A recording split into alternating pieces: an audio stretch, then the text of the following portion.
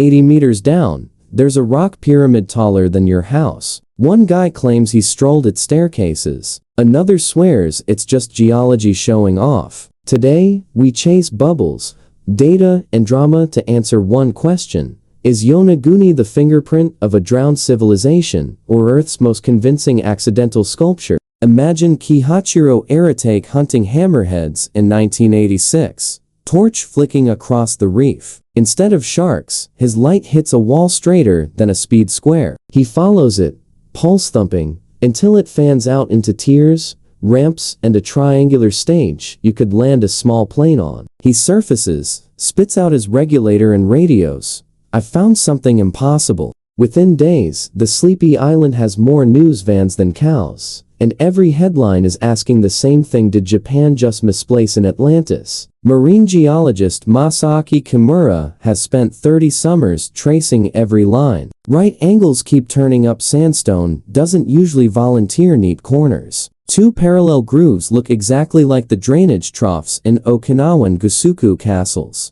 Then there's the face, a slab with eye sockets and a mouth that, lit from below, stares back like a stone moai. Laser scans show blocks shifted meters away from the mother rock, as if someone quarried them. Coral scraped off the upper terrace. Radiocarbons to 2-3K years, smack in the late J-Moan window when neighbors were building stone circles. Added up, Kimura says, and you've got a ceremonial complex later drowned by post-ice age meltwater. Boston geologist Robert Schoch swam the same lines and shrugged. The layers are Miocene sandstone and mudstone. Tectonics bake them, then crack them into tidy rectangles called joint sets. Give those joints a few thousand typhoons and voil stairmaster rock. Similar staircases litter nearby Iriomote beaches. No humans required. Wave-driven sand acts like belt sander paper, carving gutters parallel to the current. No pottery,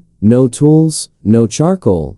The archaeological silence is loud. In peer review speak, absence of evidence is evidence of absence, at least until someone finds a J-Moan selfie stick. YouTube rabbit holes insist Yonaguni is a chunk of Mu, the Pacific's Atlantis fanfic. Logic. Sea levels jumped 100 meters in 10 millennia, so today's dive site could once have been a hilltop plaza. They point to goggle-eyed dog figurines on land as proof of an advanced coastal culture later wiped clean. Critics reply that Plato never flew JAL and that every sunken rock isn't automatically a citadel. Still, the mental picture of priests sprinting up the pyramid as a tsunami rolls in is algorithmic catnip. Fresh papers float a compromise. Nature handed over the canvas.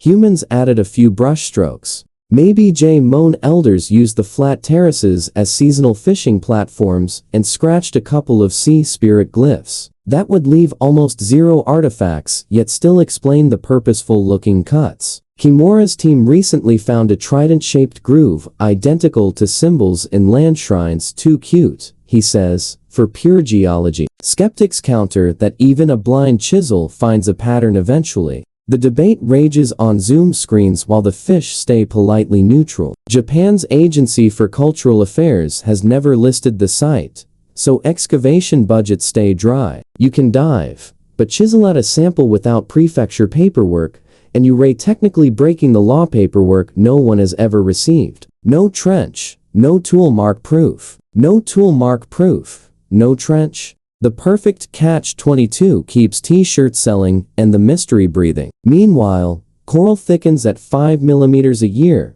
slowly sealing whatever story lies underneath. So we've got laser straight angles, zero pottery, geologists yelling joint sets, adventurers yelling pyramid, and a government yelling nothing. Is Yonaguni the handshake between human ambition and rising seas, or the ocean's most Instagram-ready accident? I've handed you the data, the dodge, and the drama. Now drop your verdict below. If this channel hits 10,000 theories, I'll strap on a tank and read the best posts aloud from the top tier itself, assuming the hammerheads Dante vote first. Smash like if the underwater footage fried your brain. Subscribe for weekly trips into history's gray zones, and comment with the single strongest piece of evidence you think tips the scale. The monument can't speak, but you can. Whether the Yonaguni Monument turns out to be geological doodling or the basement of a forgotten kingdom, it reminds us how much of human history naps beneath salt water. Every tide could expose new steps. Every storm could wipe them away. Until we look closer, the pyramid will keep its secret,